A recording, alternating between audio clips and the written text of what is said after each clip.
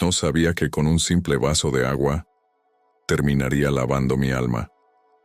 Las palabras salieron de los labios de Sebastián Montero como una confesión que había guardado durante semanas, pronunciadas en voz baja mientras observaba a través de la ventana de su oficina la ciudad que una vez creyó conocer. Pero para comprender el peso de esas palabras, para entender cómo un hombre que había conquistado imperios con números y estrategias, terminó siendo conquistado por algo tan simple como la sed de un niño, debemos retroceder exactamente 22 días hasta aquella tarde de martes, cuando el sol caía sobre la ciudad como castigo divino, y el calor convertía el asfalto en un espejo líquido de sufrimiento. Eran las 3:15 de la tarde, la hora más cruel del día, cuando Sebastián salió de la torre de cristal que albergaba sus oficinas corporativas en el piso 23. Vestía un traje Armani color carbón, que costaba más que el salario mensual de 3 familias zapatos italianos pulidos, hasta brillar como obsidiana, y llevaba en la muñeca un reloj suizo, cuyo segundo movimiento valía más que un automóvil usado. Su rostro mostraba esa expresión perpetua de concentración intensa que caracteriza a los hombres acostumbrados a tomar decisiones de millones en cuestión de segundos, esa mirada que atraviesa personas como si fueran obstáculos temporales en el camino hacia algún destino más importante. Su chofer había enviado un mensaje. 5 minutos de retraso debido al tráfico imposible. Sebastián esperaba en la entrada del edificio, bajo la marquesina que ofrecía apenas una línea de sombra insuficiente, mientras revisaba su teléfono con dedos impacientes. La pantalla mostraba gráficos de acciones, notificaciones de su corredor de bolsa y una alerta sobre Bitcoin que había subido 16% en las últimas 24 horas. Tocó la pantalla para ver más detalles de su cartera de criptomonedas, esos activos digitales que le habían generado otro $500,000 esa semana, sin mover un dedo, solo observando números aumentar en pantallas mientras el mundo real sucedía en algún lugar lejano que no requería su atención. Entonces lo vio, o más bien, sintió su presencia como una sombra que interrumpía la luz perfecta de su burbuja de concentración. Un niño de quizás 8 o 9 años, imposible determinarlo con precisión, porque la desnutrición había robado años de su cuerpo, dejándolo pequeño y frágil como un pájaro. Estaba descalzo, sus pies cubiertos de polvo y pequeñas heridas que hablaban de calles caminadas sin protección, de vidrios esquivados, de superficies ardientes, soportadas porque no había alternativa. Su ropa era una camiseta que alguna vez fue blanca pero ahora era del color indefinido de la mugre acumulada, y pantalones cortos rasgados que le quedaban grandes sostenidos por un trozo de cuerda que hacía las veces de cinturón. Pero lo más devastador era su rostro.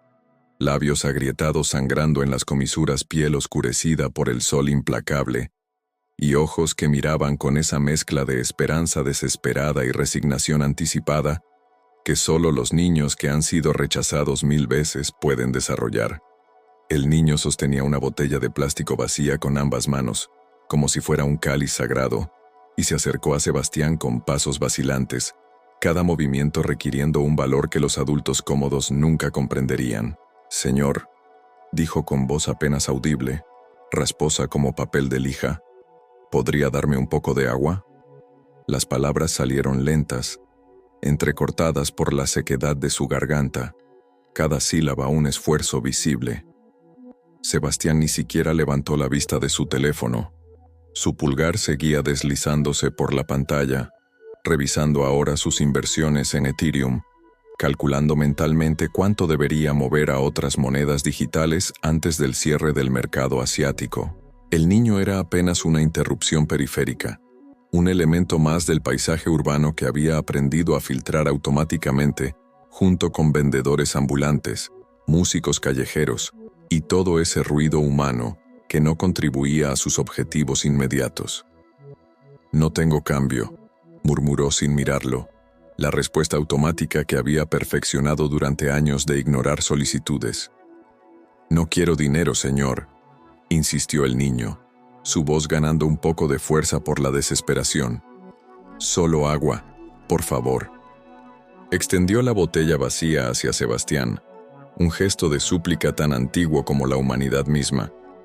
Pero Sebastián seguía sin mirarlo realmente, sus ojos fijos en la pantalla donde acababa de recibir una notificación urgente sobre una reunión con inversionistas japoneses que requería su atención inmediata. Comenzó a caminar hacia donde debía aparecer su automóvil, alejándose del niño como si nunca hubiera existido.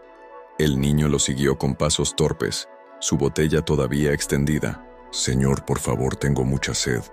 No he tomado agua desde...» Su voz se apagó.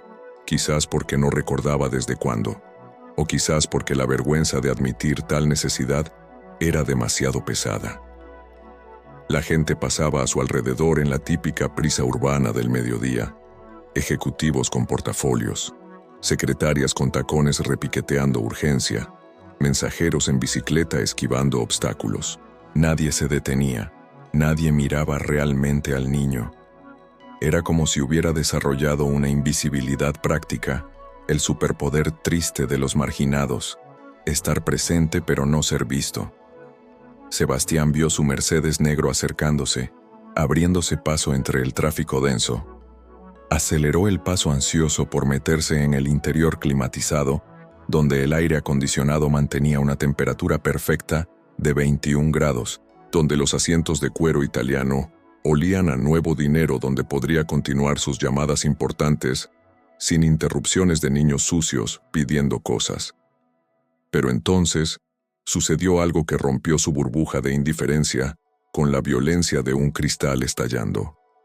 El niño se detuvo, su cuerpo oscilando peligrosamente. Sus ojos, esos ojos que habían sostenido esperanza frágil segundos antes, se pusieron en blanco.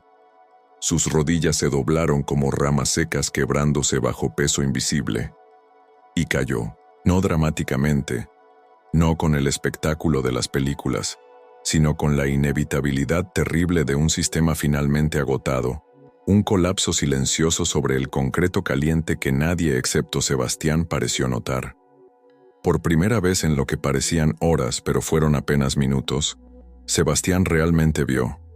Vio el cuerpo pequeño desplomado en la acera, la botella vacía rodando lejos de sus dedos flácidos, el pecho subiendo y bajando irregularmente en respiraciones superficiales, y algo en esa imagen penetró las capas de pragmatismo, eficiencia y distanciamiento emocional que había construido cuidadosamente durante décadas.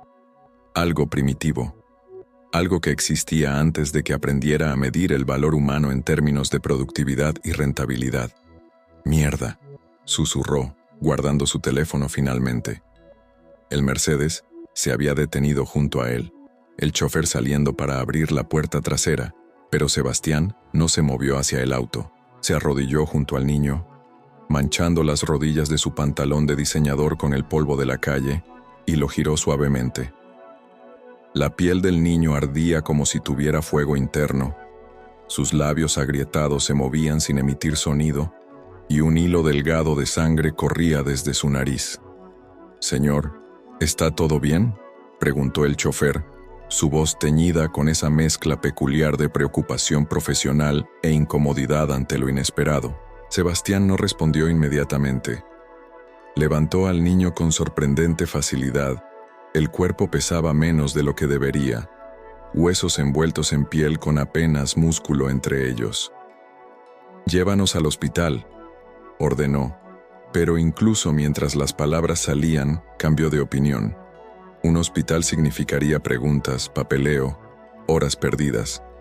Y de alguna manera, en ese momento de claridad extraña, supo que no era un hospital lo que el niño necesitaba inmediatamente. Era agua. Era algo tan simple, tan básico, tan fundamental que toda la complejidad de la medicina moderna parecía absurdamente inadecuada. «No, espera. Allí». Señaló hacia una cafetería artesanal cruzando la calle. Uno de esos lugares hipster donde el café costaba $8 y venía con arte de espuma. El chofer lo miró como si hubiera perdido la razón, pero obedeció, ayudando a Sebastián a cruzar el tráfico mientras sostenía el cuerpo inconsciente del niño. Las bocinas protestaban su interrupción del flujo vehicular. Alguien gritó algo sobre idiotas bloqueando el camino, Pero Sebastián no escuchaba nada excepto el latido irregular del corazón del niño contra su pecho. La cafetería explotó en silencio cuando entraron. Los clientes, con sus laptops y conversaciones sobre startups y marketing digital, se congelaron, mirando al hombre de traje impecable, cargando un niño de la calle, como si fuera una obra de arte surrealista que hubiera cobrado vida. La barista, una joven con piercings en la nariz y tatuajes subiendo por sus brazos, dejó de preparar un capuchino elaborado y corrió hacia ellos. «Dios mío, ¿qué pasó?». Sebastián depositó al niño cuidadosamente en una de las banquetas de terciopelo verde, que probablemente costaban más que todo lo que el niño había visto en su vida. «Agua», dijo simplemente. «Necesita agua. Ahora». La barista se movió con eficiencia sorprendente, llenando un vaso grande con agua filtrada, agregando hielo, trayendo también servilletas húmedas. Sebastián tomó el vaso y levantó gentilmente la cabeza del niño, presionando el borde de vidrio frío contra esos labios agrietados. «Vamos, pequeño, bebe». El niño se removió, sus párpados temblando. Las primeras gotas de agua tocaron su boca y su cuerpo reaccionó instintivamente. Labios abriéndose, garganta trabajando para tragar, bebió con desesperación animal agua escapando por las comisuras de su boca, corriendo por su barbilla, pero seguía bebiendo como si el vaso contuviera vida líquida, como si cada sorbo lo trajera de vuelta del borde de algún abismo oscuro. Cuando el vaso se vació, sus ojos finalmente se abrieron completamente. Miró a Sebastián con confusión, tratando de procesar dónde estaba. ¿Quién era este hombre con traje caro sosteniéndolo como padre sostendría hijo? ¿Qué? Su voz era apenas un susurro. Sebastián sintió algo quebrarse en su pecho, algo que había estado congelado durante tanto tiempo que había olvidado que existía. «¿Estás bien? ¿Estás a salvo? ¿Más agua?». El niño asintió, y la barista ya estaba llenando otro vaso, esta vez agregando una pizca de sal y azúcar. «Para la rehidratación», explicó suavemente. El niño bebió el segundo vaso más lentamente, sus ojos nunca dejando el rostro de Sebastián, como si temiera que todo fuera un sueño del cual despertaría de vuelta en la calle ardiente. Cuando terminó, abrazó el vaso vacío contra su pecho, sus dedos pequeños apretándolo con tal fuerza que los nudillos se pusieron blancos. Sebastián se sentó en la banqueta frente a él, su traje arrugado, sus zapatos italianos manchados de polvo, su cabello perfectamente peinado ahora revuelto. Y por primera vez en años no le importó. «¿Cómo te llamas?», preguntó. «Diego», respondió el niño, su voz ganando algo de firmeza. Sebastián asintió. «Diego, un buen nombre. ¿Tienes familia?». La pregunta cayó en el espacio entre ellos como piedra en agua quieta, creando ondas de incomodidad. Diego bajó la mirada. «Mi mamá se fue. Mi papá no sé dónde está. Vivo con otros niños cerca del puente». La respuesta fue entregada sin autocompasión, solo hechos simples de una vida que había aprendido a aceptar como normal, porque no conocía otra cosa. Sebastián sintió náusea subiendo por su garganta, no física, sino existencial. Pensó en su propia vida. El penthouse con vista panorámica de la ciudad, el armario lleno de trajes que nunca usaba 2 veces, las cenas en restaurantes donde una comida costaba lo que Diego probablemente necesitaba para sobrevivir un mes. Pensó en las horas que había pasado esa semana preocupándose por fluctuaciones en Bitcoin, por perder o ganar miles de dólares en mercados que existían solo como números en pantallas, mientras niños como Diego colapsaban de sed a metros de distancia. «Tráele comida», le dijo a la barista. «Todo lo que tengas». Ella asintió y comenzó a preparar sándwiches, traer pasteles, llenar bolsas con galletas. Diego miraba la comida acumulándose con ojos enormes, como si estuviera presenciando un milagro. Sebastián observó cómo el niño comía, primero con vacilación como si esperara que alguien le arrebatara el plato, luego con más confianza, masticando lentamente porque su estómago probablemente había olvidado cómo procesar alimento real. Los otros clientes habían vuelto a sus conversaciones, aunque ahora eran más susurradas, más conscientes. Sebastián escuchaba fragmentos. Qué bueno que lo ayudó. Hay tantos niños así. El gobierno debería hacer algo. Palabras fáciles, observaciones cómodas que no requerían acción personal. Se dio cuenta de que él había vivido en ese mismo espacio de conciencia abstracta durante décadas, sabiendo intelectualmente que la pobreza existía, pero manteniéndola a distancia segura donde no podía tocarlo, no podía hacerlo sentir. No podía exigir nada de él excepto opiniones ocasionales y quizás una donación de fin de año para deducir impuestos. Diego terminó de comer y miró a Sebastián con expresión seria para alguien tan joven. Gracias, señor. Nunca nadie se detuvo buscando palabras. Nunca nadie se detuvo antes. Mucha gente pasa. Muchos me ignoran. Algunos me gritan que me vaya, pero usted es diferente.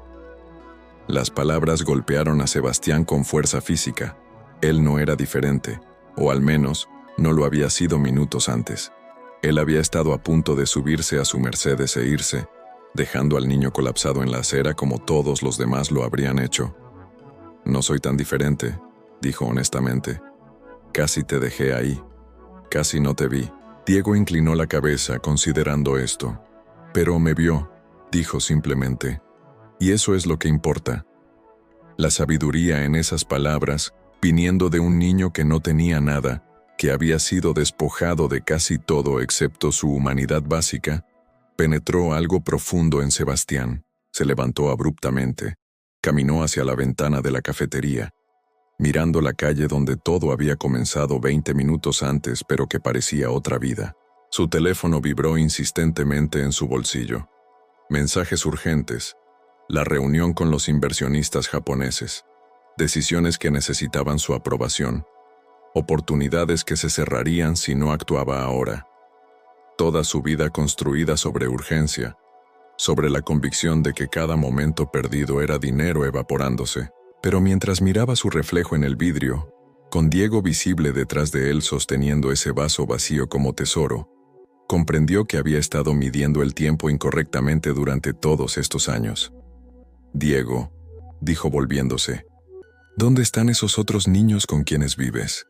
Diego señaló vagamente hacia el sur, cerca del río, bajo el puente donde los autos no van tanto. Sebastián asintió lentamente, una decisión formándose.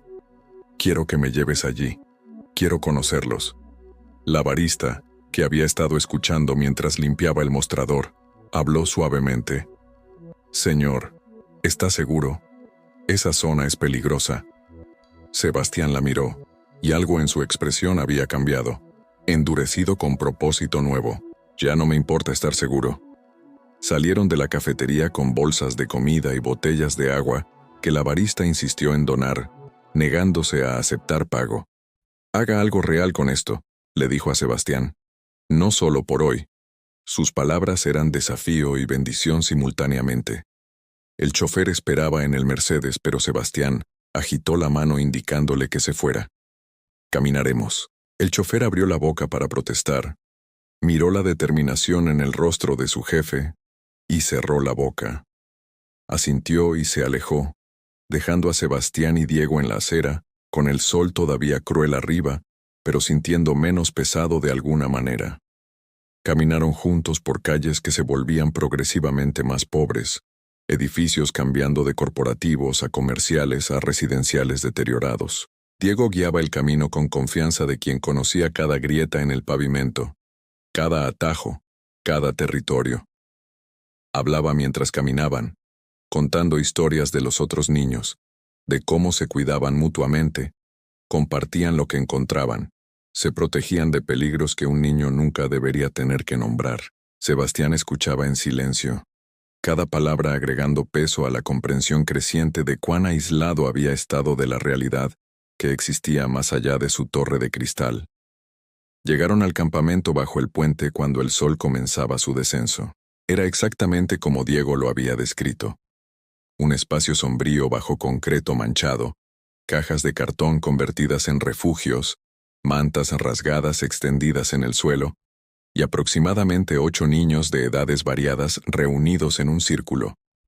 Estaban compartiendo algo, pasando una botella de plástico entre ellos, cada uno tomando un sorbo pequeño antes de pasarla al siguiente. Sebastián se acercó lo suficiente para ver que era agua, probablemente recogida de alguna fuente pública, turbia y posiblemente no segura, pero era lo que tenían y lo compartían con equidad matemática que ningún economista podría mejorar.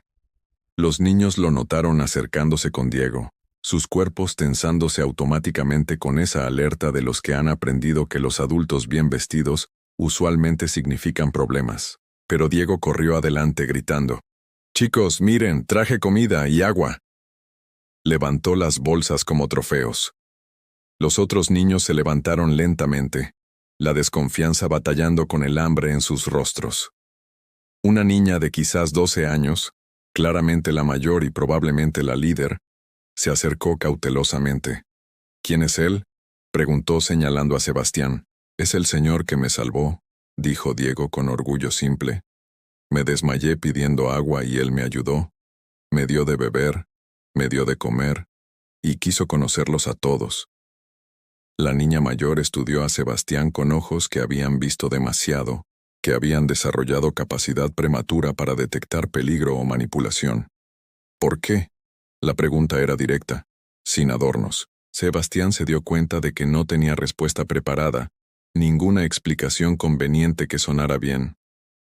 «Porque Diego me pidió agua», dijo finalmente, y casi lo ignoré, pero no lo hice. Y cuando se desmayó, me di cuenta de que he estado viviendo equivocadamente. Las palabras sonaban inadecuadas incluso mientras salían, pero eran verdaderas. No sé qué más decir excepto que quiero ayudar. No sé cómo todavía, pero quiero intentarlo. La honestidad cruda pareció satisfacer algo en la niña, porque asintió lentamente y extendió su mano. «Me llamo Carmen». Sebastián estrechó su mano pequeña, sintiendo callos que ningún niño debería tener. Los otros niños se acercaron gradualmente, formando círculo. Sebastián distribuyó la comida y el agua, observando cómo compartían automáticamente, asegurándose de que el más pequeño comiera primero, de que todos tuvieran igual porción. No había egoísmo aquí, no había acumulación o competencia, solo supervivencia cooperativa nacida de necesidad absoluta.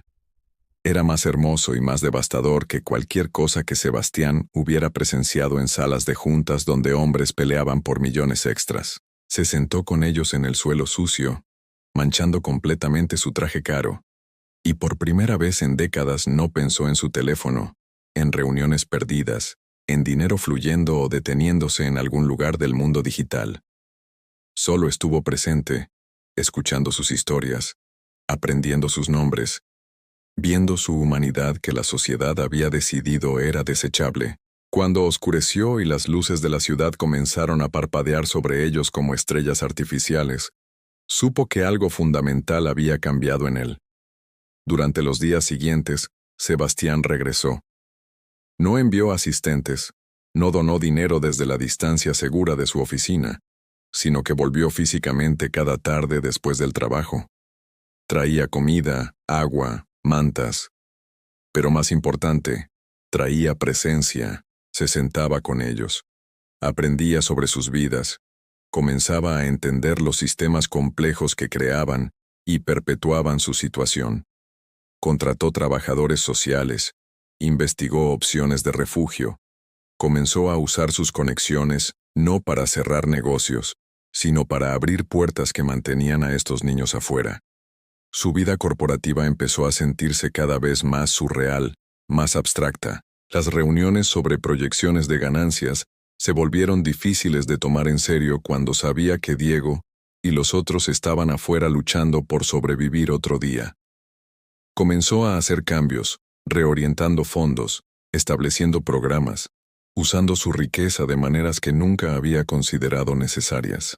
Y en algún lugar de ese proceso, el hombre que medía éxito en números de cuenta bancaria comenzó a medirlo en sonrisas de niños, en estómagos llenos, en dignidad restaurada. Una tarde, 3 semanas después del primer encuentro, Sebastián llegó al puente para encontrar a Diego compartiendo agua nuevamente, pero esta vez de una botella limpia, que Sebastián había traído días antes.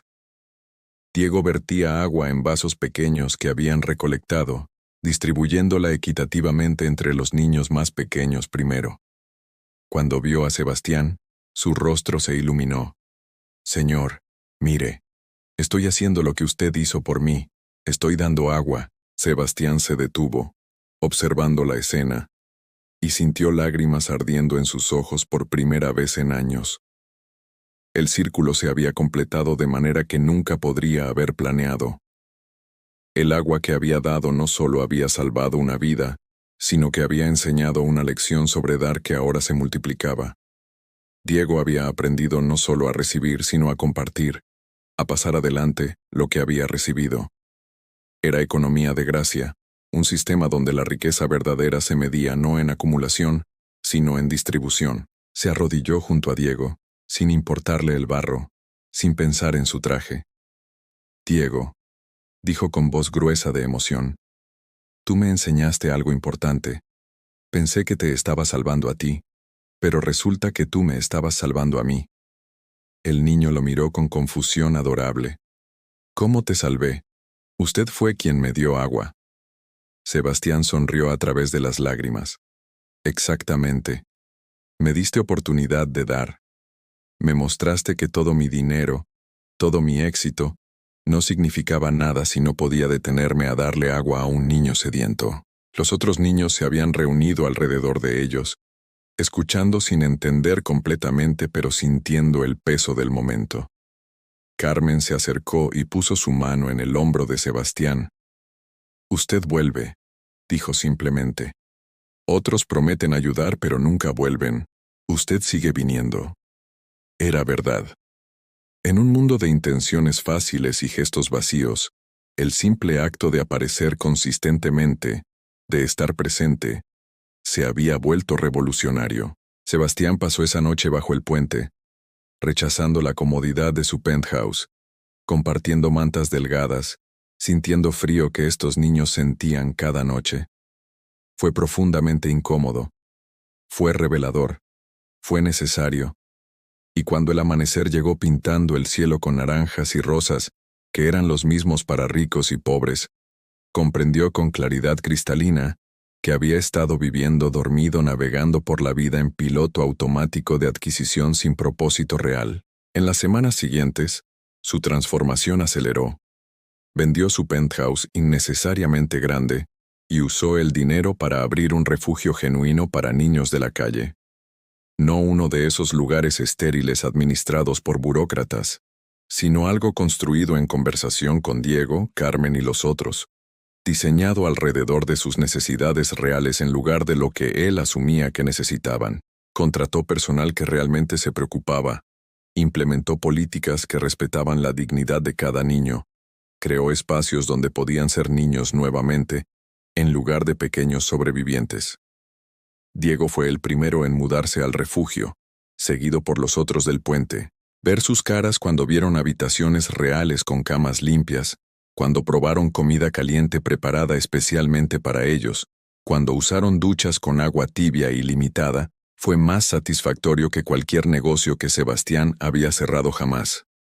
Y cada noche, cuando Diego se preparaba para dormir, llenaba un vaso con agua y lo ponía en su mesa de noche.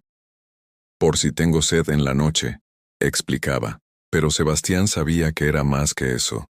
Era recordatorio, era símbolo, era promesa física de que nunca volvería a tener sed sin satisfacer. Meses pasaron. El refugio prosperaba, expandiéndose para acomodar más niños. La historia de Sebastián y Diego se extendió, inspirando a otros a actuar. Pero Sebastián evitaba publicidad, rechazaba entrevistas, se negaba a ser pintado como héroe. «No soy héroe», insistía. «Soy solo alguien que finalmente abrió los ojos». Y era verdad, porque héroes son extraordinarios. Y lo que Sebastián había hecho debería ser ordinario. Debería ser la respuesta esperada en lugar de la excepción notable. Una tarde, Exactamente 6 meses después de ese primer encuentro en la calle, Sebastián estaba en su oficina mirando la ciudad cuando Diego entró. Ahora iba a la escuela. Su piel había perdido ese tono grisáceo de malnutrición. Sus ojos brillaban con salud y esperanza. Llevaba 2 vasos de agua. Pensé que tal vez tenía sed, dijo con sonrisa tímida extendiendo un vaso.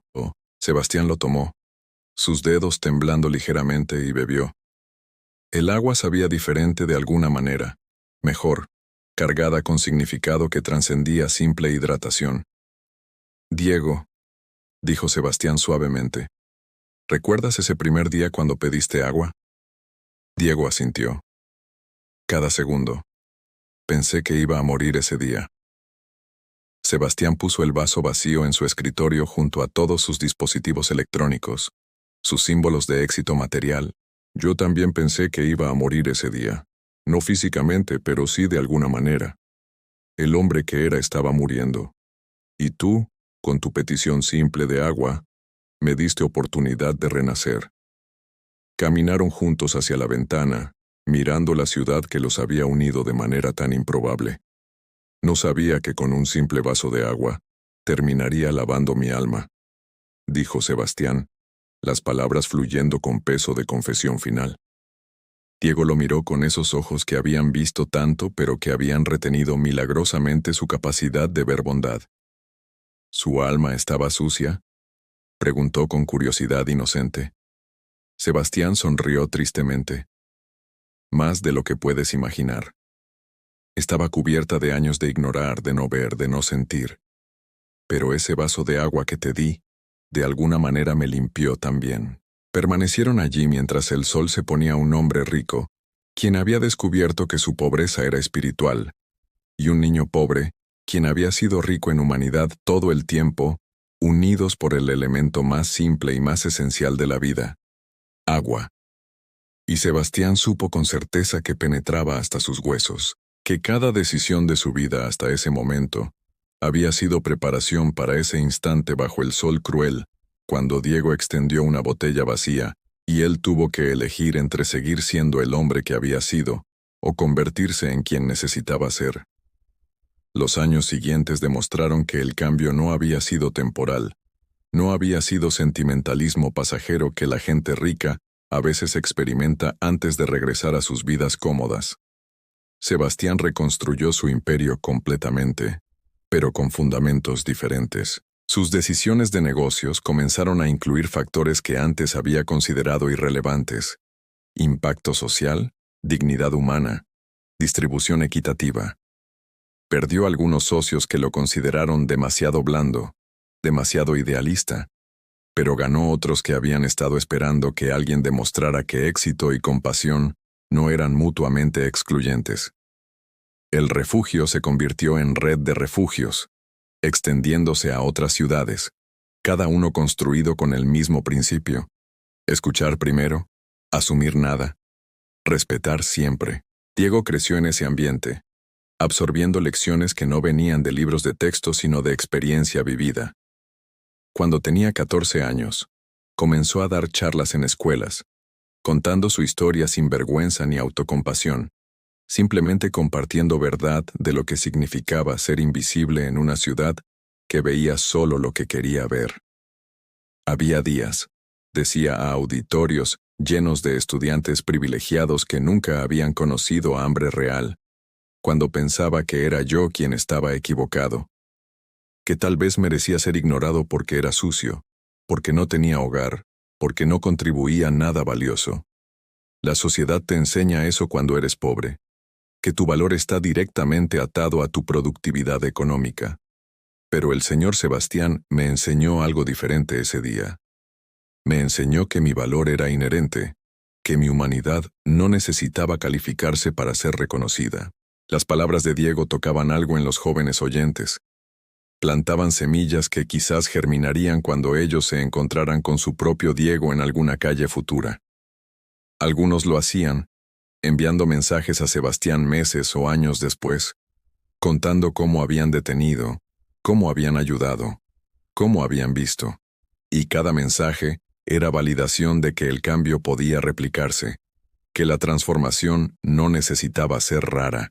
Carmen, la niña mayor del puente quien había protegido a los otros con ferocidad maternal, se convirtió en trabajadora social, especializándose en niños de calle. Ella entendía sus miedos, sus mecanismos de defensa, sus razones para desconfiar de adultos bien intencionados. Podía alcanzarlos de maneras que otros no podían, hablando su idioma, conociendo sus códigos.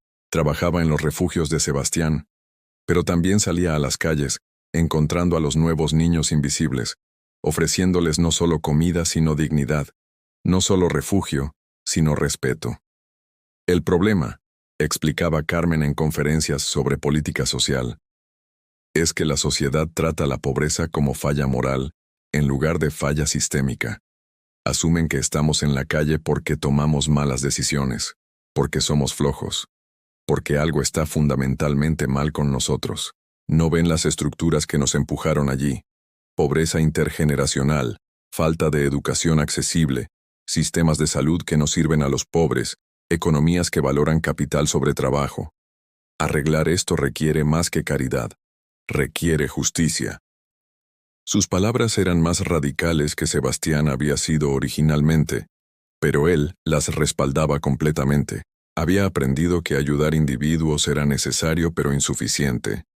Los sistemas que creaban pobreza masiva necesitaban confrontarse, desafiarse, reformarse. Comenzó a usar su influencia de maneras que incomodaban a sus pares, presionando por salarios dignos, oponiéndose a desarrollo que desplazaba a pobres, invirtiendo en comunidades en lugar de solo extraer de ellas. Diego terminó la secundaria con honores. Luego fue a universidad con beca completa que Sebastián había establecido, pero que Diego ganó por mérito propio. Estudió trabajo social y política pública, determinado a cambiar sistemas en lugar de solo mitigar sus efectos.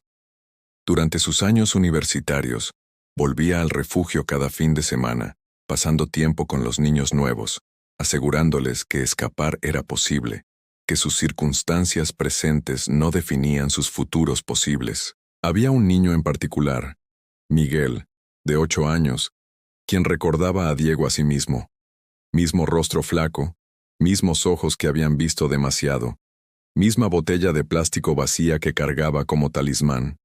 Diego pasaba horas con él, enseñándole a leer, jugando juegos simples simplemente estando presente. Y una tarde, mientras compartían agua fresca de la cocina del refugio, Miguel preguntó, ¿por qué me ayudas? Ni siquiera me conoces. Diego sonrió, recordando cuando había hecho preguntas similar a Sebastián. Te ayudo porque alguien me ayudó a mí cuando no tenía razón para esperar ayuda. Y porque ahora sé que así es como el mundo cambia.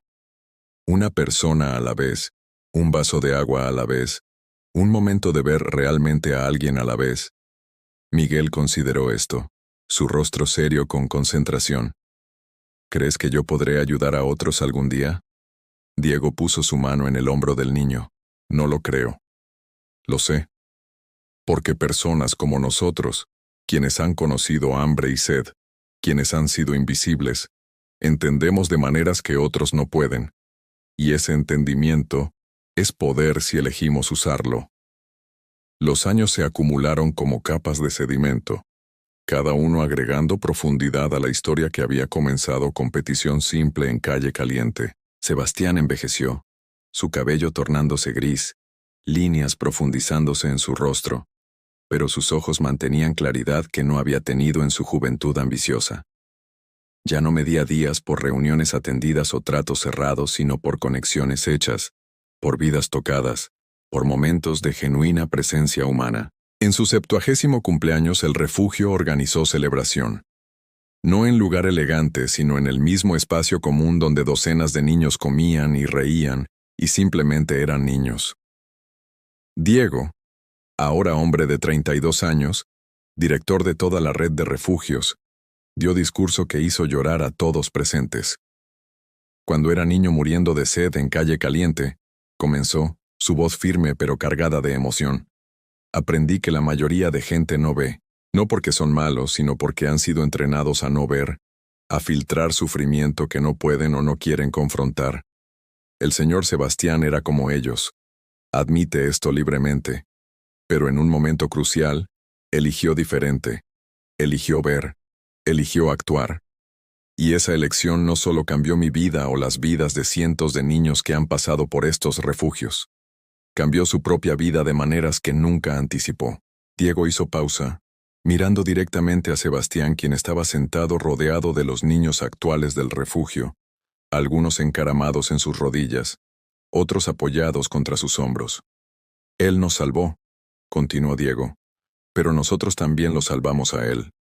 Lo salvamos de vida que parecía exitosa en superficie, pero que estaba espiritualmente vacía. Lo salvamos recordándole qué significa ser humano en mundo que constantemente te empuja hacia deshumanización. Y todo comenzó con vaso de agua. La habitación explotó en aplausos, pero Sebastián levantó su mano pidiendo silencio. Se levantó lentamente, sus movimientos más cuidadosos ahora que a los 45. Diego cuenta la historia como si yo fuera héroe, dijo con voz que todavía llevaba autoridad de años dirigiendo salas de juntas. Pero la verdad es más complicada y más hermosa. Ese día en la calle, cuando casi te ignoro, casi me convertí en estadística más. Otra persona cómoda pasando junto a sufrimiento visible. Pero en último segundo, algo me detuvo. No sé si fue conciencia tardía, o memoria de mi propia niñez difícil que había trabajado duro para olvidar, o simplemente agotamiento con vida que se sentía cada vez más vacía, a pesar de todo mi éxito.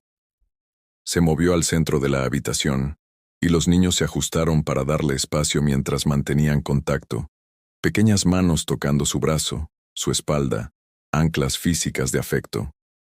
Lo que sí sé, continuó, es que con un simple vaso de agua, terminé lavando mi alma. Esa agua que te di, Diego, de alguna manera me limpió de años de no ver, de no sentir, de medir valor en términos incorrectos. Y cada día desde entonces, cada niño que entra por esas puertas, cada historia que escucho, cada momento de conexión genuina, es otro sorbo de esa misma agua limpiadora. Carmen se levantó desde atrás de la habitación. Todos hablamos de agua como metáfora, dijo, pero también es literal. Agua es vida, es necesidad básica que muchos de nosotros no estábamos seguros de tener. Y ahora en estos refugios, agua limpia y limitada está disponible siempre. Parece pequeño, pero no lo es. Es declaración. Tu necesidad más básica importa. Tu sed merece saciarse.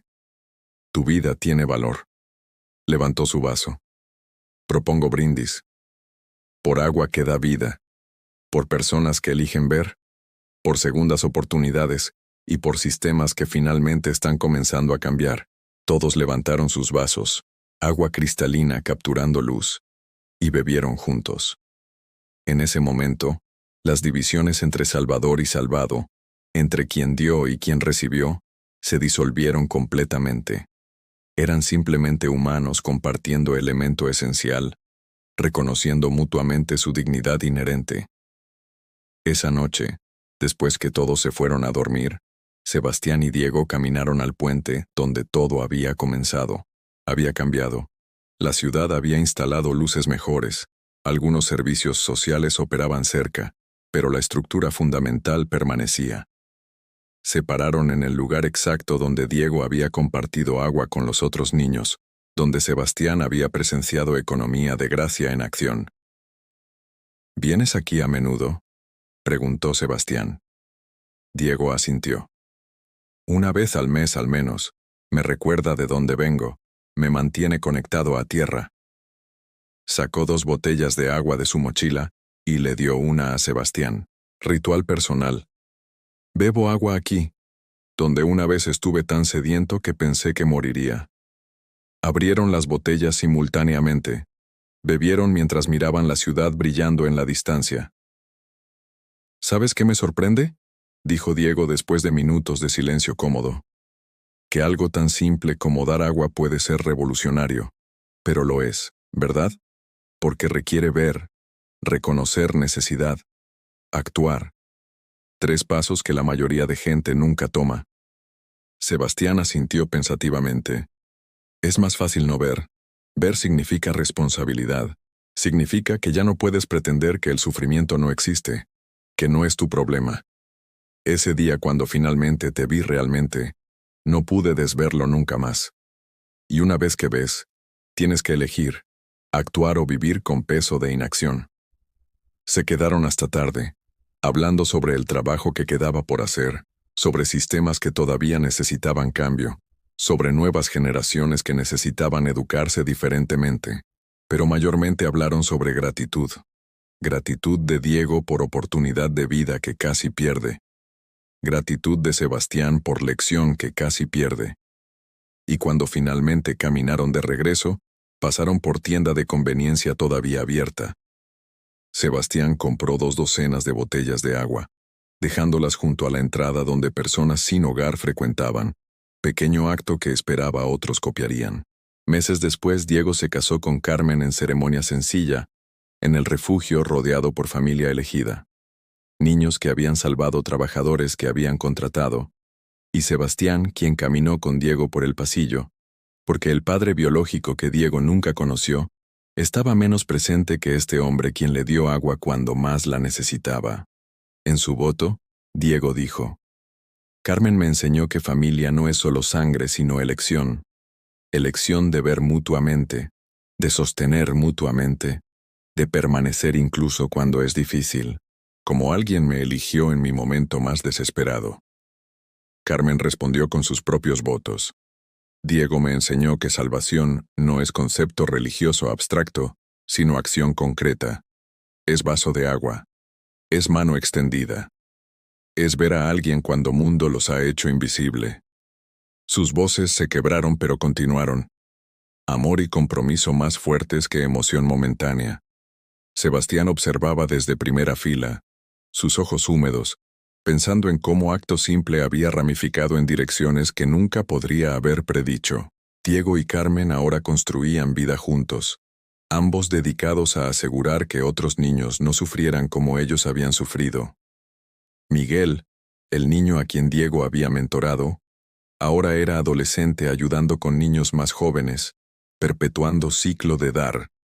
Y docenas de otros tenían historias similares, vidas transformadas que ahora transformaban otras vidas. Cuando ceremonia terminó y celebración comenzó, niños pequeños corrían jugando con alegría que nunca deberían haber perdido, pero que milagrosamente habían recuperado. Un niño nuevo, recién llegado al refugio esa semana, todavía tímido y desconfiado, se acercó a Sebastián. «Señor», dijo con voz apenas audible, «¿podría darme agua?» Sebastián sintió todo el peso de años de memoria convergiendo en ese momento. Sonrió, se arrodilló hasta nivel de ojos del niño y dijo: «Por supuesto, ven conmigo». Lo llevó a la cocina donde grandes jarras de agua estaban siempre disponibles. Llenó vaso, se lo dio al niño, observó cómo bebía con gratitud que partía corazón. «¿Sabes qué?», dijo Sebastián gentilmente. «Aquí nunca tienes que pedir agua. Puedes tomarla cuando quieras, tanto como necesites. Tu sed importa». Los ojos del niño se agrandaron con comprensión de que estaba en lugar diferente, lugar donde necesidades básicas no eran negociadas, sino garantizadas. «Gracias», susurró el niño. Sebastián puso mano en su hombro. «No, gracias a ti, por recordarme por qué hacemos esto, por mantenerme honesto». El niño no entendía completamente, pero sintió la sinceridad. Asintió y corrió de regreso a celebración, su paso ligeramente más ligero. Diego apareció junto a Sebastián habiendo observado el intercambio. «Todavía lo haces», dijo con admiración. «Después de todos estos años, todavía te arrodillas». Sebastián miró a su amigo, este hombre quien había sido niño desesperado, y ahora era líder compasivo. ¿Cómo podría no hacerlo? Cada niño que pide agua es recordatorio. Es pregunta: ¿seré quien ve o quien ignora? Y después de conocerte, después de aprender lo que aprendí, la respuesta es siempre la misma. Permanecieron juntos en la cocina mientras fiesta continuaba en la habitación al lado. 2 hombres cuyas vidas habían colisionado en momento crucial, y habían sido irrevocablemente cambiadas. ¿Alguna vez te arrepientes?, preguntó Diego repentinamente. ¿De cómo era tu vida antes? ¿Del dinero y poder que tenías? Sebastián consideró la pregunta seriamente. Todavía tengo dinero, dijo finalmente. Todavía tengo cierto poder. Pero ahora los uso diferentemente, y en cuanto a arrepentimientos solo tengo uno, que tomó tanto tiempo para ver, que pasé junto a cuantos Diegos antes de finalmente detenerme. ¿Cuántas vidas podría haber tocado si hubiera despertado antes? Diego puso su mano en el hombro de Sebastián, inversión de su primera interacción. No puedes vivir en ese arrepentimiento. Lo que importa es que despertaste, que elegiste diferente, y que has pasado cada día desde entonces asegurándote de que la lección se extienda más allá de nosotros dos. Sebastián asintió, aceptando la sabiduría. Tienes razón. ¿Y sabes qué más aprendí? Que salvación va en ambas direcciones. Pensé que te estaba salvando a ti, pero tú me salvaste igual, quizás más. La noche eventualmente terminó.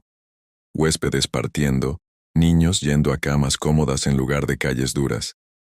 Sebastián fue el último en irse, caminando lentamente por pasillos del refugio, tocando paredes que representaban tanto más que construcción física. Representaban elección, compromiso, amor manifestado en forma concreta. Afuera, la ciudad continuaba su existencia indiferente. Millones de personas viviendo sus vidas, algunos viendo y algunos eligiendo no ver.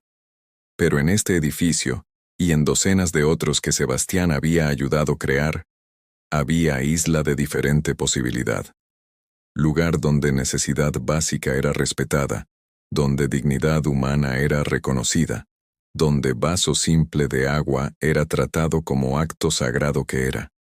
Sebastián miró al cielo nocturno, estrellas apenas visibles a través de contaminación lumínica de ciudad, y susurró a nadie y a todos, no sabía que con un simple vaso de agua terminaría lavando mi alma.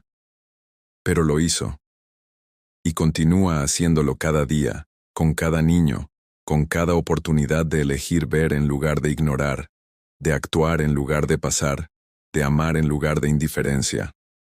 Y mientras caminaba hacia su automóvil, humilde comparado con el Mercedes de décadas pasadas, llevaba consigo paz que ninguna cantidad de éxito corporativo había proporcionado jamás. Paz de vivir alineado con valores reales, de hacer diferencia medible, de saber que cuando su tiempo terminara, habría dejado mundo ligeramente mejor, una vida transformada a la vez, un vaso de agua a la vez.